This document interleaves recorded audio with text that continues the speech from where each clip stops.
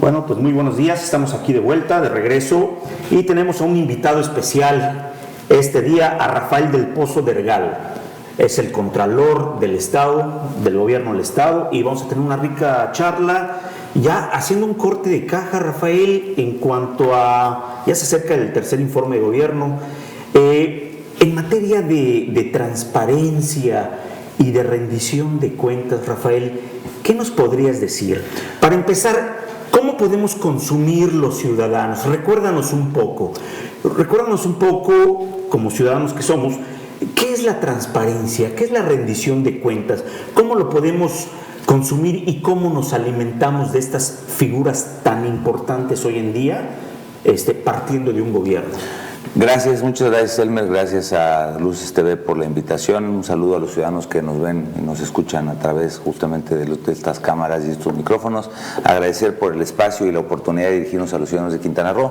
Efectivamente, el gobernador del estado está ya a punto de rendir su tercer informe. Han sido 3 años de un trabajo muy arduo, en donde se ha encomendado a la Secretaría de la Contraloría coordinar, digamos, el esfuerzo en materia de transparencia del Ejecutivo del Estado. El Ejecutivo del Estado es el aparato, digamos, que tiene mayor número de sujetos obligados en términos de la ley de transparencia, tanto a nivel federal como a nivel estatal. El órgano garante de la transparencia es el Instituto de Acceso a la Información del Estado. De los 100 sujetos obligados que hay en el Estado, el Ejecutivo del Estado tiene prácticamente 80.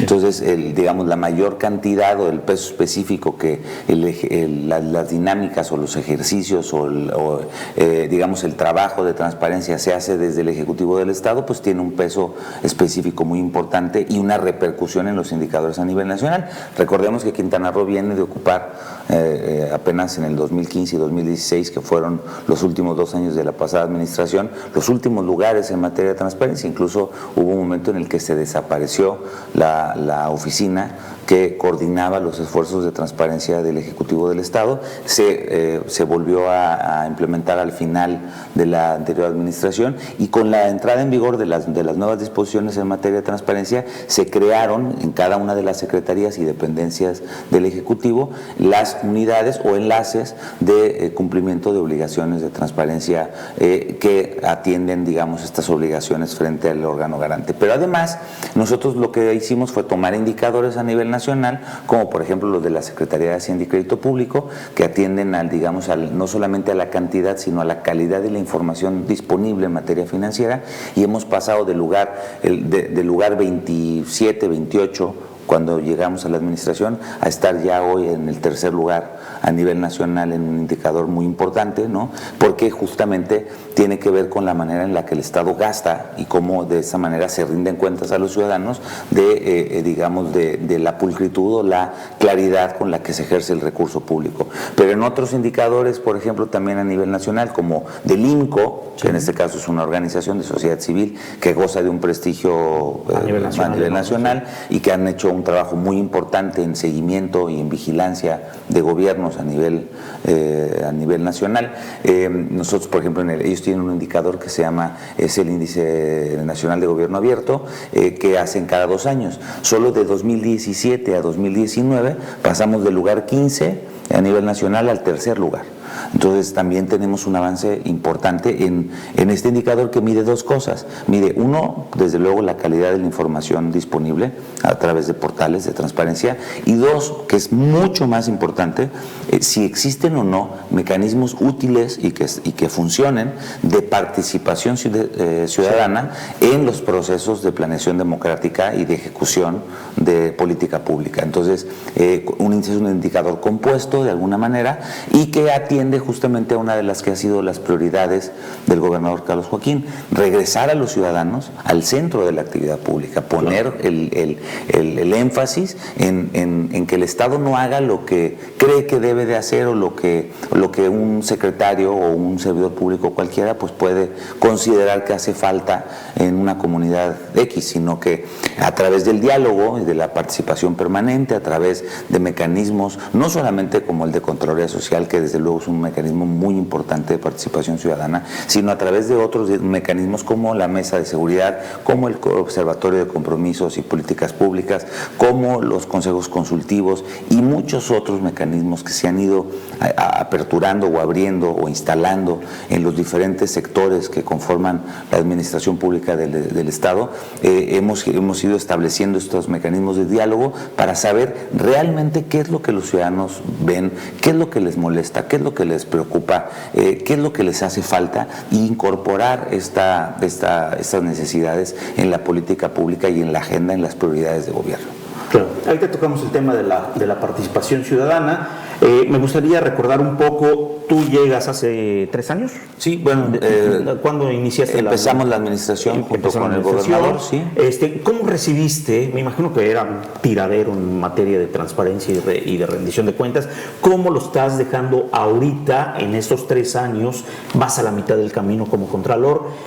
¿Cómo ha sido tu desempeño como contralor en estos 3 años de gobierno? Yo creo que es el trabajo de equipo, es el trabajo de la administración, es el liderazgo que el gobernador ha ejercido justamente y la claridad con la que ha tomado y ha instruido a los secretarios de, como te decía, de regresar a los ciudadanos el poder. De desaparecer, digamos, este mecanismo que durante mucho tiempo privó en Quintana Roo, en donde las decisiones eran, digamos, actos unilaterales, autoritarios, en donde todos los vacíos de normatividad y de nadie vigilaba, nadie auditaba. La Contraloría no existía en sentido estricto, no estaba absolutamente desmantelada, no resolví, por decirte algo, teníamos observaciones pendientes por atender de Auditoría Superior de la Federación desde 2012. Desde 2012 no se habían atendido. Bueno, para que te des una idea, y los ciudadanos que nos ven y nos escuchan, cuando llegamos a la Contraloría no había ni siquiera conciliado el número de observaciones con la Federación. O sea, no sabíamos ni siquiera cuántas observaciones había, ni de qué naturaleza, ni cuáles tendían a reparación del daño o a devoluciones digamos, resarcitorios o hacer reintegros a la Federación, o cuántas eran de naturaleza administrativa para mejorar procesos. Es decir, no teníamos ni siquiera conciliado un número ni con la Auditoría Superior de la Federación ni con la Secretaría de la Función Pública. Claro. Tuvimos que empezar primero por la entrega-recepción, es decir, por recibir lo que nos dejaron, y después empezar un proceso de auditoría para validar que la información que se nos estaba dejando fuera real, porque evidentemente hay un proceso en donde asumimos la responsabilidad de lo que nos están entregando, y a partir de ese momento nosotros, digamos, damos como válido que efectivamente se recibió lo que dicen los documentos que nos entregaron. Entonces había que revisar esa información, de ahí derivaron algunas denuncias, ¿no? Algunos procesos de auditoría y algunas denuncias en materia penal, tanto a nivel federal como a nivel local, y de ahí también evidentemente procedimientos de responsabilidad administrativa. Claro. Vale la pena señalar que los procedimientos de responsabilidad administrativa que se iniciaron tenían un periodo, era cuando estaba vigente la ley anterior. La ley anterior establecía prescripciones de 1 año para las responsabilidades no patrimoniales y de 3 años para las responsabilidades patrimoniales. Con la nueva ley, a partir del 2017, con la nueva Ley General de Responsabilidades Administrativas, este periodo de responsabilidades se amplió de 1 a 3 años y de 3 a 7 años, ¿no? Anteriormente, digamos, la norma nos daba muy poco margen, ¿no?, para poder procesar. Es decir, si sucedió más allá del año anterior a que nosotros entramos, no podíamos, o aunque hiciéramos el procedimiento administrativo, que en algunos casos se ha hecho solamente para esclarecer y poder aportar información a los procesos de investigación en materia penal, de todas maneras nos va a llevar a procesos en donde las responsabilidades están prescritas, o nos llevaron a procedimientos en donde las responsabilidades administrativas están prescritas, aunque las responsabilidades penales puedan estar vigentes. Entonces, concluido, digamos, este periodo de entrega-recepción, lo que hubo que hacer fue diseñar un plan. Y en la Contraloría diseñamos un plan que tiene 8 ejes, ¿no?, muy claros, cada uno con metas y con indicadores específicos. Para no abundar mucho en el tema, han sido los ejes que con los que fundamentalmente hemos hecho las dos glosas del informe. Es decir, una vez que el gobernador presenta su informe al Congreso, los diputados nos han citado ya en 2 ocasiones a la Contraloría del Estado para explicar y para abundar respecto de los asuntos que corresponden a la competencia de la Contraloría, y están disponibles en YouTube y en las páginas del Congreso y de la Contraloría los informes de las glosas que detallan todas las actividades en materia de control, en materia de auditoría, en materia de responsabilidades, en materia de supervisión de obra, en materia de comisarios públicos, en materia de Contraloría Social, es decir, en todos y cada uno de los elementos en donde incide la Secretaría de la Contraloría, donde hemos tomado como una de las principales responsabilidades la recuperación del tejido institucional. Claro. Y eso habría que hacerlo a través de la generación de un andamiaje normativo que pusiera cada cosa en su sitio, por decirte algo. No había reglas para integración de expedientes unitarios de obra pública ni de compras. Entonces, cada una de las dependencias que compraba o que ejecutaba obra, pues integraba el expediente a su leal saber y entender, porque no había un lineamiento que estableciera con claridad cuáles son los documentos, ¿no?, y las características de los documentos que debe de contener, por ejemplo, ese expediente. Tú, como abogado especializado, tuviste que meter mucha mano en eso. Pues hemos metido mano. Afortunadamente, lo tengo que decir, la Contraloría en Quintana Roo, el personal de la Contraloría, yo te diría que prácticamente se quedó en más de un 80%. Es gente capaz, gente preparada, ¿no? Quintanarroenses comprometidos, que desafortunadamente no tuvieron buenos liderazgos, ¿no?, y que no se les permitió trabajar en su momento, pero gente muy dispuesta a participar con esta nueva administración que tuvieron. Te estoy hablando, por ejemplo, de servidores públicos que en algunos casos tienen 25, 30 años de servicio. Muy experimentados, ¿no?, con mucha conocedores experiencia, conocedores de las ciudades, ¿no?, de las zonas del Estado, que han visto evidentemente el crecimiento de la infraestructura, por ejemplo, urbana, y que es, digamos, a mí me sorprende mucho cuando voy a los recorridos de obra, y muchos de los ingenieros que trabajan en la Contraloría tienen perfectamente claro los antecedentes de las obras, de las últimas veces que se hicieron ciertos trabajos en alguna localidad, y ubican desde instalaciones, cableados, tiempos de vida de materiales y una serie de elementos, ¿no?, que a la hora, digamos, de fungir como órgano de control interno y de hacer procesos de revisión, es información muy útil, ¿no?, porque nos permite, digamos, actuar con mucha sensatez, ¿no? Claro, claro. Entonces, sí, gente creo que me parece preparada. Le hemos dado mucha capacitación, pero ha sido capacitación para actualización. Por ejemplo, hemos dado capacitación para actualización en el uso de laboratorios móviles, que por cierto acabamos de firmar un convenio de colaboración con la Auditoría Superior del Estado. Ellos no tienen laboratorios móviles para hacer procesos de supervisión de calidad de la obra pública que se está realizando, y nosotros estamos empezando a compartir. Nosotros teníamos un laboratorio, ya tenemos 3 laboratorios que están trabajando en el Estado, en todo el Estado, y a través del mecanismo de coordinación lo que estamos tratando de hacer es ampliar las capacidades y permitir que el auditor pueda utilizar también esta herramienta importante para la auditoría de obra en municipios, por ejemplo, que es algo que nosotros no podemos hacer por falta de competencia. Nosotros auditamos el gasto o la inversión de obra pública en municipios solo cuando se trata de recurso federal o estatal, pero cuando se trata de recursos propios de los municipios, el que tiene la competencia es la Contraloría Municipal y la Auditoría Superior del Estado. Entonces, al darle esta herramienta al auditor, garantizamos o permitimos que la calidad de la obra pública que se está desarrollando en los municipios con recursos propios sea de buena calidad, y esto haga que tengamos infraestructura que nos dure muchos años, ¿no? A ti, Rafael, como Contralor del Estado, pues te tocó una tarea demasiado complicada. O sea, en términos coloquiales podríamos decir que a ti te tocó barrer la casa desde el principio y mantenerla limpia. Es que a todos, si tú ves cómo se recibió el Estado, y le pregunto a los ciudadanos que nos ven, ¿en dónde no estábamos atorados? ¿En educación? ¿En salud? ¿En deporte? ¿En cultura? ¿En el campo? ¿En infraestructura? Estaban atoradísimos. Díganme, por favor, un tema que funcionara de manera correcta en el Estado, ¿no? O sea, se recibió literalmente el cascajo, ¿no? Instituciones absolutamente erosionadas, ¿no? Que dejaron digamos, el centro de la política pública de la administración anterior fue de administraciones un programa que se llamaba Basura por Alimentos, ¿no? Y brigadas del bienestar. Eso era toda la política social que se desarrolló durante la pasada administración. Eso significa que no se hizo absolutamente nada más que obras como la del Auditorio del Bienestar, que sigue sin utilizarse, donde hay 300 millones de pesos ahí parados, ¿no?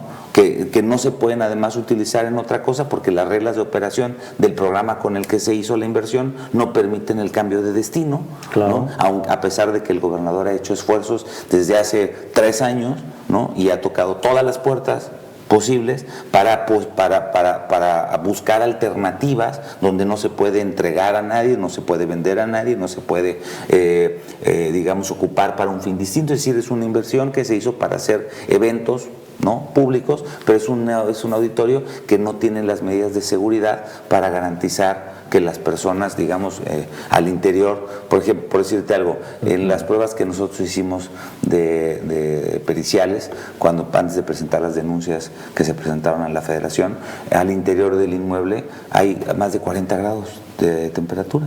No es posible hacer un evento con 15,000 personas o 10,000 personas en un lugar donde tienes temperaturas de ese nivel, donde no tienes una entrada y una sola salida, ¿no? Claro. de vehículos. En caso de que hubiera un siniestro o algún problema, pues eso es un embudo en donde lo que garantizaría sería una tragedia, ¿no? Entonces, una serie de elementos donde faltan extintores, faltaban instalaciones de hidrantes, por ejemplo, para en caso de un incendio poder reaccionar de manera oportuna, y una serie de elementos que evidentemente el Estado ni entonces se animó a hacer eventos, claro, porque recordemos que se inauguró un año antes de que saliera la administración anterior, ni ellos se animaron a hacer eventos masivos en ese auditorio, y desde luego sería una irresponsabilidad hacerlo ahora. Entonces, si tú te pones a ver cómo estaban los CEDAR, por ejemplo, cómo estaba el tema de cultura, cómo estaba el tema del campo, en donde se identificaron desvíos por más de 5,000 millones de pesos que se han presentado en denuncias a la Federación. Todo un derroche el tema de la dinero, estafa, ¿no? De las pasadas administraciones. Con el sistema quintanarroense de comunicación social, con la Universidad Politécnica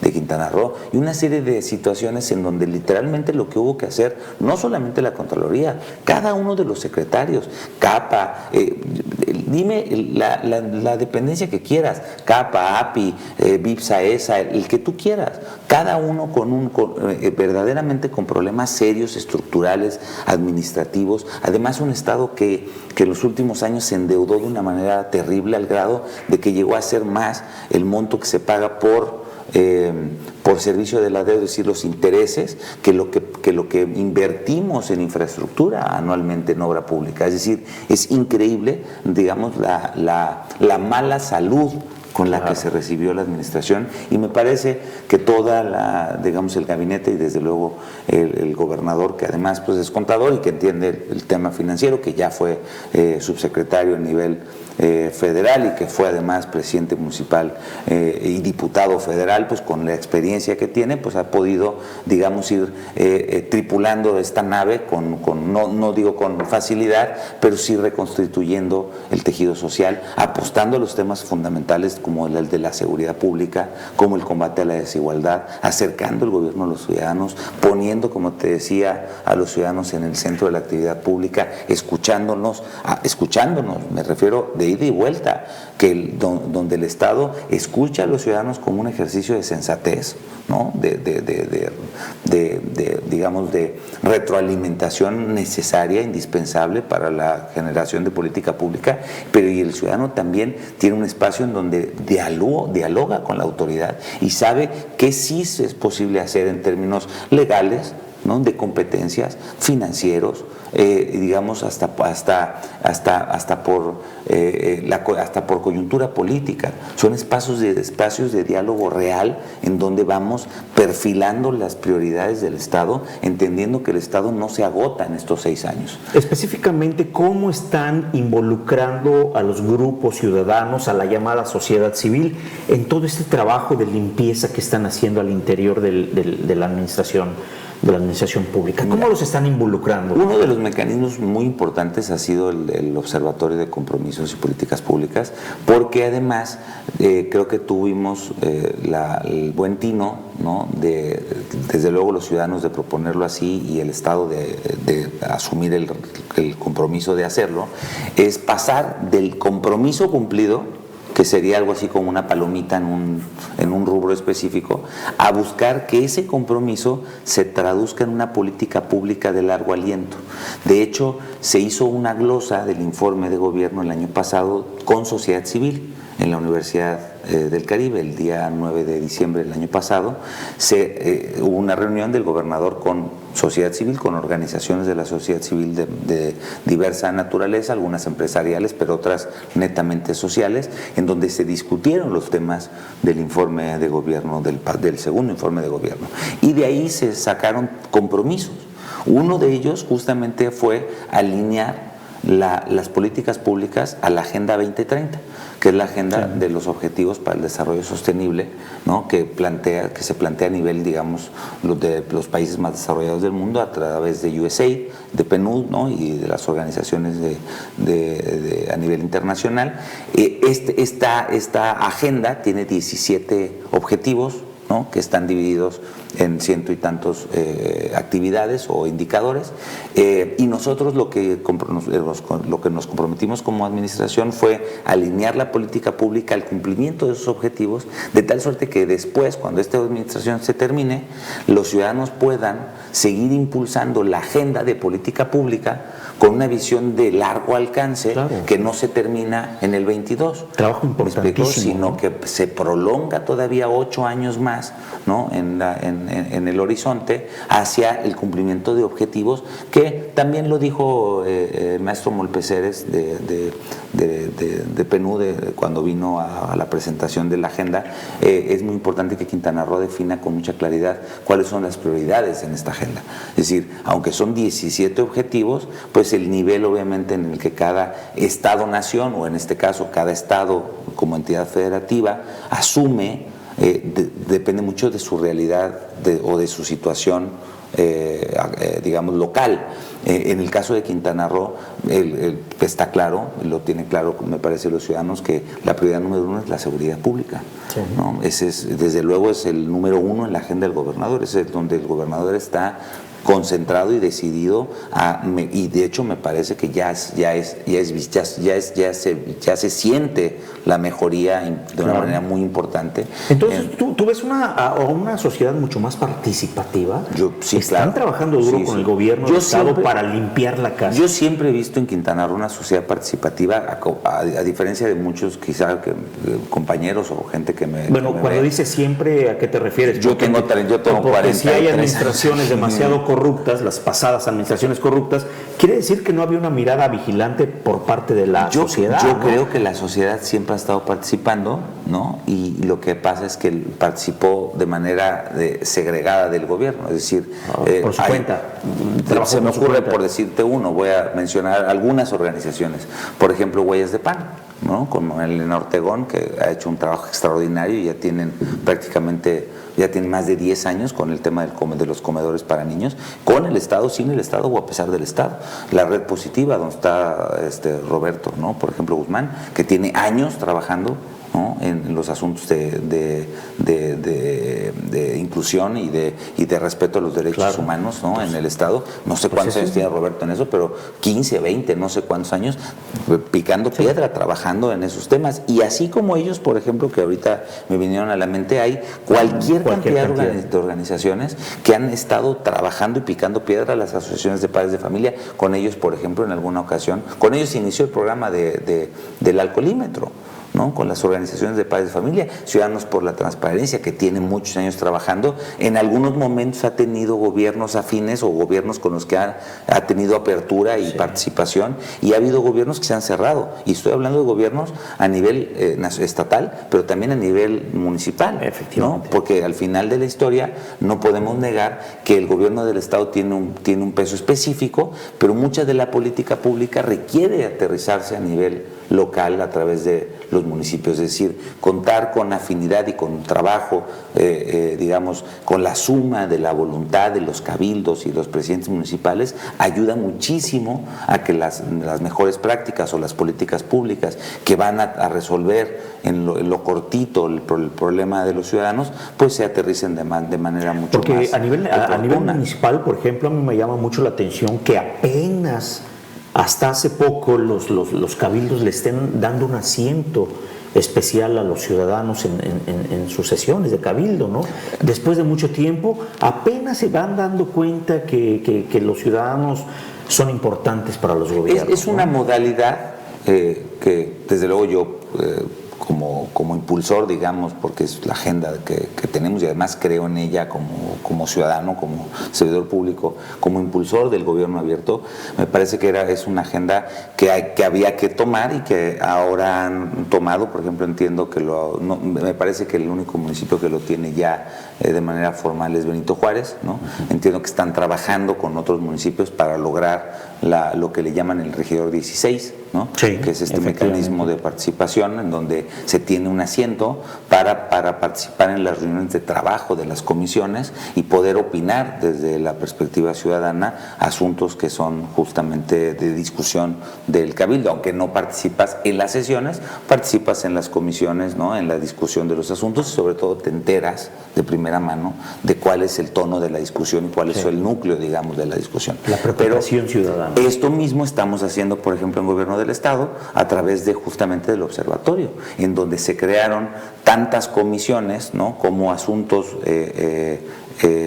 fueron materia de compromisos, es decir, prácticamente en cada secretaría responsable del cumplimiento de estos compromisos, se crearon comisiones especializadas que están integradas por el titular de la secretaría y organizaciones de la sociedad civil que trabajan de manera conjunta para atender el compromiso y convertirlo en una política pública, pero no con la perspectiva solamente del Estado, sino con la perspectiva del Estado y los datos duros, estadísticos, presupuestales, ¿no? Y de capacidad institucional existente, pero además con digamos, con el genio, con la capacidad, con la experiencia, con la disponibilidad y disposición y con la colaboración de organizaciones que permite no solamente aprovechar, digamos, la experiencia profesional y técnica de las organizaciones que están en contacto con esa realidad, sino además los vínculos de esas organizaciones a nivel nacional e internacional que permiten muchas veces ampliar, digamos, la visión del Estado, ¿no? E incorporar a la política pública, digamos, experiencias incluso allende las fronteras del propio país o del propio Estado, ¿no? ¿Tú nos podrías garantizar a estos 3 años de gobierno que tenemos, falta poco para que, bueno, vamos a la mitad del camino, pero tú podrías garantizarnos como sociedad que somos que al finalizar esta administración vamos a tener una entrega mucho más limpia, menos corrupta y con mucho mayor participación democrática, o vamos a ver los ciudadanos lo mismo de todos los gobiernos? Creo que sería un error pensar que esto es algo que se puede garantizar desde el Estado. El Estado debe generar condiciones, pero ciudadano, usted que me ve, que me escucha, queremos garantizar ese proceso, que ese proceso sea limpio, que ese proceso sea completo. Necesitamos utilizar las plataformas y utilizar las herramientas que el Estado está poniendo a disposición de usted, justamente para mejorar y avanzar en la rendición de cuentas y en el nivel de exigencia de cumplimiento de obligaciones de los servidores públicos. Para eso se han dispuesto plataformas como Vigila tu Obra, por ejemplo, el portal para transparentar toda la inversión de obra pública, de infraestructura de gobierno del Estado, vigilatuobra.qro.gov.mx. Es un mecanismo además hecho en base de datos abiertos, en donde usted puede ver qué obras se están construyendo, en dónde, cuáles son los periodos de ejecución, cuáles son las empresas contratadas, los montos en cada uno de los sectores: educación, salud, desde luego infraestructura vial, desde luego también seguridad pública. En todos los rubros tenemos portales como el de comisiones abiertas para transparentar los gastos del Estado en materia de comisiones, es decir, en viajes, en viáticos. Usted puede ver a dónde viajan los secretarios, a qué fueron, cuánto gastaron, en qué, en avión, en comidas, en hotel, en todos estos temas. Las plataformas, por ejemplo, de publicidad oficial, somos el único Estado Estado, a nivel nacional, que cumple con esta obligación de transparentar los contratos de publicidad que tenemos como gobierno. En el 2015, Quintana Roo fue el estado de la República que más dinero gastó en publicidad oficial, más de 1.500 millones de pesos tirados a la basura, ¿sí? Para pagar línea editorial en Quintana Roo. Eso hoy, por ejemplo, a través del mecanismo de la plataforma de publicidad oficial se ha eliminado, porque tenemos ahora ya cargados todos los contratos, toda la contratación del Estado en materia de medios de comunicación, de propaganda, de publicidad, están a disposición de usted para que usted lo consulte. Está la línea de denuncia ciudadana TACPOL, TAKPOOL, la aplicación para teléfonos móviles TACPOL, donde usted puede con un solo clic presentar una denuncia, una queja respecto de trámites de servicios, si incluso por la temporada, si ahora que estamos en el inicio de clases, si le están pidiendo una cuota en la escuela, si hay alguna situación irregular con la entrega de uniformes o cualquier cosa que pudiera suceder respecto de la prestación de servicios, por ejemplo, como el de agua potable o cualquiera otro, puede utilizar la línea de denuncia y le pido un voto de confianza, que crea que estamos para servirle, no confíe en nosotros estamos justamente para atender sus quejas, sus denuncias a través de la línea que funciona 24 horas, los 365 días del año. Estamos trabajando ya sobre el padrón único de beneficiarios que va a transparentar todos los apoyos que entrega el gobierno del Estado en cualquier materia, en becas, en apoyos deportivos, en apoyos al campo, en apoyos de desarrollo social, en apoyos a empresarios, a MIPYMES, a mujeres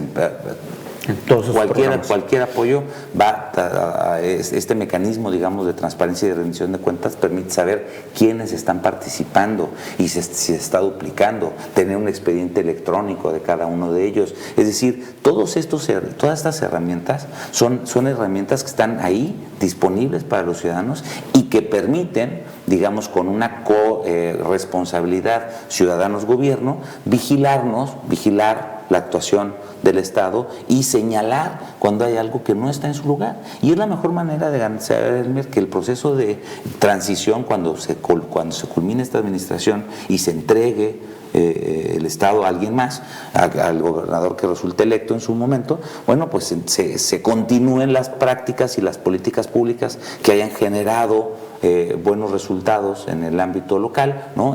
Que hayan generado cambios importantes, ¿no? en la realidad local, sobre todo en los temas que pues yo creo que son más importantes. Se decía, seguridad pública, combate a la corrupción es fundamental y el combate a la desigualdad, ¿no? Que son los tres temas que el gobernador ha planteado con absoluta claridad que son la prioridad de esta administración. A ver, Rafael, tú como titular de la Contraloría, no sé si puedas explicarnos por qué después de 3 años de administración aún no se aplica el código de ética para los servidores públicos. A lo mejor estoy mal, no sé si ya entró en vigor o todavía está en puerta, pero ¿por qué después de 3 años este mandato que viene desde la Federación, incluso para todos los estados, por qué no se ha aplicado, siendo tan importante un código de ética para los servidores públicos? Es parcialmente cierto lo que señalas. Efectivamente, a ver, la Ley General de Responsabilidades Administrativas incorpora por primera vez en la historia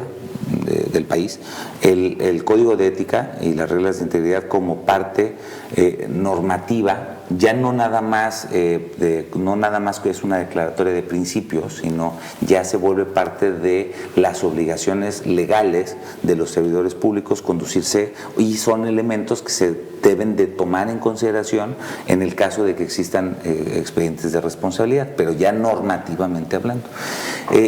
Cuando se expide la ley, se incorpora, te decía, el Código de Ética, las reglas de integridad al esquema, digamos, de valoración de la conducta o del desempeño de los servidores públicos, pero después, y nosotros hicimos un Código de Ética, se desarrolló, se creó, se publicó y se capacitó prácticamente a la totalidad de los servidores públicos en el Estado. Al final de la administración del expresidente Peña Nieto, se emitieron unos lineamientos por parte del Ejecutivo Federal que variaron el esquema digamos, que establecieron nuevas reglas y condiciones para la expedición de los códigos de ética, lo que llevó a todos los estados a un proceso de reformulación ¿no?, de los códigos de ética a nivel nacional. De hecho, es algo en lo que estamos prácticamente trabajando de nueva cuenta todos los estados de la República. En el caso de Quintana Roo, nosotros conformamos la Comisión Permanente de Contralores del Estado, que reúne a todos los contralores de todos los poderes y de todos los órganos constitucionales autónomos y de todos los municipios, ¿no? Bueno, casi todos los órganos constitucionales autónomos, hay uno o dos que no están participando, pero digamos el 90% de los contralores en el Estado están participando en la comisión permanente, y decidimos que como parte de los 5 ejes que planteamos en nuestro plan de trabajo anual, incluir el tema del código de ética con la finalidad de buscar que el servicio público en Quintana Roo se adhiriera a los mismos principios y valores, ¿no?, de manera común, y no que cada uno tenga un código de ética con principios y valores, digamos, desarticulados, o que, digamos, los alcances de estos principios o de la capacitación en materia de código de ética y de formulación de luego lo que van a ser los comités de ética de las entidades y dependencias pudieran funcionar de manera diferente en un municipio que en el Estado, o en un órgano distinto, digamos, como el Poder Legislativo o el Poder Judicial. Lo que estamos tratando es de unificar una dinámica y una mecánica única y un código, ¿no?, que por lo menos en la declaratoria de principios y valores sea, digamos, una especie de código tipo a nivel estatal, no, a nivel estatal, solo estatal, pero todo el Estado, todos los órdenes de gobierno y los diferentes poderes y órganos autónomos del Estado nos adhiramos a ese código.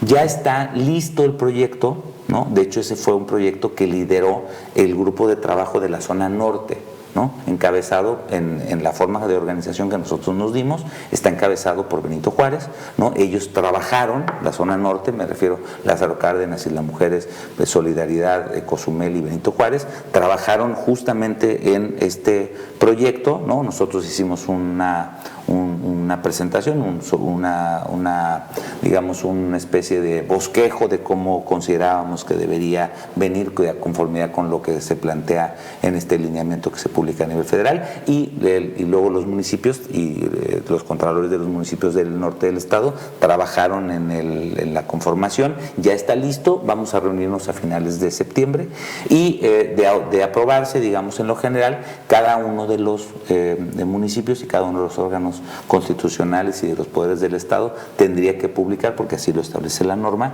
pero tendríamos, digamos, las mismas reglas para medir, ¿no?, o para tasar el cumplimiento de las reglas de integridad y el código de ética y de los principios digamos, que deben de regir el servicio público en el Estado de manera homogénea, de tal suerte que también evitamos discrepancias a la hora de formular resoluciones o sanciones en el ámbito, digamos, de los procedimientos de investigación o de sustanciación y resolución en las contralorías, ¿no? Perfecto. Uno de los temas que más nos preocupa como ciudadanos es el tema de la corrupción.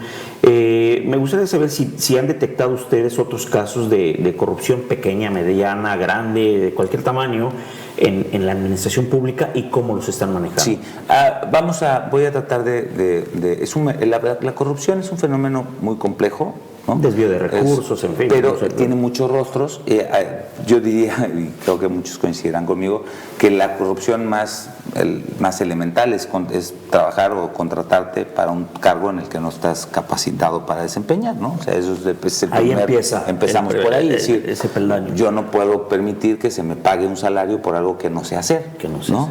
O que estoy haciendo mal. Claro. Entonces, eso es corrupción, sí. Está tipificada como tal, pues en la vigilancia del cumplimiento de los objetivos se puede interpretar de esta manera. Ahora, ¿qué hacemos como Contraloría para combatir, digamos, directamente el fenómeno de corrupción? Yo llevo trabajos, digamos, con los secretarios para hacer, digamos, recomendaciones en materia de, sobre todo de trámites y servicios. Por ejemplo, hemos hecho un planteamiento ya muy concreto a la Secretaría de Salud para trabajar sobre el tema de las tarjetas de salud, que en Quintana Roo son un problema serio y han sido un foco de corrupción de hace muchos años, ¿no? Porque venden incluso hasta los turnos, ¿no? Para poder hacerte tus estudios, y es la vuelta de la vuelta de la vuelta, con todo lo que eso significa de desgaste para los trabajadores, ¿no? Que además los prestadores de servicios, por ejemplo, que están vinculados, por ejemplo, con el manejo de alimentos en Quintana Roo, pues es enorme. Entonces, digamos, de la tramitación de tarjetas de salud en el Estado es una enorme cantidad de tarjetas de salud. La propuesta que nosotros hemos hecho es que sea un proceso absolutamente digital, ¿no? De cabo a rabo, donde tú puedas incluso generar tu cita vía electrónica y tener un expediente, obviamente digital, que preserve la secrecía de los datos personales, pero que garantice que el Estado verdaderamente tiene una herramienta útil y inviolable, en el sentido de que ya no se vendan por fuera las tarjetas de salud, sino que se garantice que tenemos control de los esquemas, digamos, que pueden ser una situación de problema epidemiológico, ¿no? Porque efectivamente garantizamos que las pruebas de laboratorio se están haciendo, y además, al hacerlo digital, ya deja de ser responsabilidad de una ventanilla, sino que se vuelve responsabilidad de diferentes ventanillas que tienen que ir validando todas las partes del proceso, lo que elimina por completo, digamos, los puntos de contacto, que es donde se pide el dinero. Yo voy a un laboratorio, me hago el estudio y no me tengo que parar en ninguna ventanilla a pedirle de favor a nadie que me atienda ni rápido, ni bien, ni que me agilice, ni nada que se le parezca. Y con esto avanzaríamos de manera muy importante. Y este es un ejemplo de muchísimos que hemos trabajado con, pero que además, digamos, la implementación ya no corresponde a la Secretaría de la Contraloría, la implementación corresponde a la Secretaría de Salud, ¿no? Y así hemos hecho recomendaciones en prácticamente todas las áreas. Pero en el caso del director del Instituto Quintanarroense de la Juventud, ¿se le movió o no se le movió del cargo? ¿Qué pasó? Primero hay una presunción de desvío de no, recursos, al contrario, ¿no? La presunción es de inocencia. La ley, bueno, la presunción, ¿no?, de inocencia es la regla, y es a la que estamos obligados. Lo que puedo decir públicamente, lo he dicho ya en el pasado, es ese asunto que se denunció, que se recibió la denuncia en la Contraloría, está siendo materia de un procedimiento, primero de auditoría y después de investigación, ¿no? Y en su caso, si se advierten responsabilidades, se sancionará. Eso puede tener los ciudadanos plena certeza de que así será. Ahora, lo que nosotros no podemos, lo que conviene, digamos, al Estado y a los ciudadanos es poner cada cosa en su lugar, es decir, el desvío de recursos públicos, ¿no? O digamos, la contratación irregular de obra o de servicios, o las quejas, por ejemplo, que se puedan haber interpuesto. Yo normalmente resuelvo quejas por procesos de licitación, que en algunas ocasiones resultan fundadas y en otras no. Es decir, la inconformidad de alguien que quiso participar y que no obtuvo el contrato, ¿no? Y la filtración de esa información a un medio digamos, no buscando los fines del Estado, sino los fines del empresario que no tuvo el beneficio de la contratación. Sí, que pueden ser empresarios fantasmas o inexistentes, o incluso, ¿no?, la ¿no?, manipulación de la información con la finalidad de lastimar. Pero no bastaría eso, Rafael, tú como Contralor, no bastaría eso. En otros gobiernos ya los hubieran puesto a descansar un rato mientras se dan el proceso de investigación, ¿no? Como algo muy sano para la sociedad, ¿no? Decir, oye, estás en medio de un escándalo. ¿Pero de qué estamos hablando? ¿Cuál es la denuncia? Porque la denuncia que yo tengo es la denuncia en el proceso de adjudicación de dos contratos que son para suministro básicamente de perecederos, ¿no? Okay. Y son dos contratos de $1 millón aproximadamente cada uno. Los dos están, pues, ya sea por materia de auditoría y están siendo materia de un proceso de investigación están siendo investigados, están en proceso. Cuando digo investigación, reconozco que evidentemente es un lenguaje muy técnico y voy a explicarlo. La ley de responsabilidades administrativas dividió el procedimiento de responsabilidades en dos. Antes era una sola instancia, hoy no. Hoy hay un procedimiento de investigación que concluye con un informe de presunta responsabilidad, y que se lleva a la etapa de sustanciación y resolución. Perfecto, ¿no? Cuando se trata de responsabilidades graves, va al Tribunal de Justicia Administrativa, que usted recordará que se creó exprofeso justamente para resolver estos casos, y cuando se trata de una responsabilidad no grave, queda en el ámbito del control interno. Entonces, cuando me refiero a la investigación, investigación, no me refiero a la investigación en términos abstractos, sino me refiero a la carpeta de investigación correspondiente, que va a terminar en un informe de presunta responsabilidad administrativa y que es la base de la acusación formal, ¿me explico? Sí. Con la que se procesa al servidor público, pero es con el debido proceso, garantizando todas las etapas, de tal suerte que no por violación al proceso o la presunción de inocencia, ¿me explico?, después tengamos, digamos, sanciones en Contraloría que terminan perdiéndose en los tribunales, ¿no? Como ha pasado históricamente en este país. ¿Cuántos años tienes reportando? Dime por favor cuántos de los procesos que se han llevado en este país, aun cuando hayan sido grandes escándalos, después de 3, 4, 5, 6 años le dicen a las personas: usted disculpe, ¿no? Y les regresan sus cosas y bla bla bla, y aquí no ha pasado nada. ¿Por qué? Por violaciones al proceso. Entonces, esa práctica, yo digamos, yo como Contralor, y asumo ahí la responsabilidad de manera directa, yo no me voy a dejar presionar, ni me he dejado presionar en lo que va de la administración, justamente para saciar ni el interés, ni digamos, pues sí, el interés transitorio, digamos, de una persona o de un grupo, violando los derechos, ¿no?, o las garantías. De hecho, la Contraloría, déjame decirte, es la única dependencia del Estado que, y te lo puede decir el presidente de la Comisión de Derechos Humanos, que está capacitado el 100% del personal en materia de derechos humanos a nivel estatal. Pues ¿por qué? Claro. Porque precisamente no se puede pensar en tener un Estado sano si no partimos de la presunción de inocencia, del debido proceso, de respetar, claro, a través del ejemplo, ¿no?, apegarse a la norma, a la ley, y es lo más sano, y hasta que se es la única manera. Veremos si se mueve o no se mueve el funcionario acusado. Es la única manera sensata, porque al final de la historia lo peor que me parece que puede pasar es que terminemos. De hecho, te voy a decir, yo tengo ya resoluciones dictadas en contra de servidores públicos, ¿no?, que por razones de la presunción de inocencia no se han podido hacer públicas porque se están litigando ante tribunales federales, pero son servidores públicos de esta administración. Sí. Me explico, que ya obtuvieron de la Contraloría una resolución en el sentido de responsabilidad.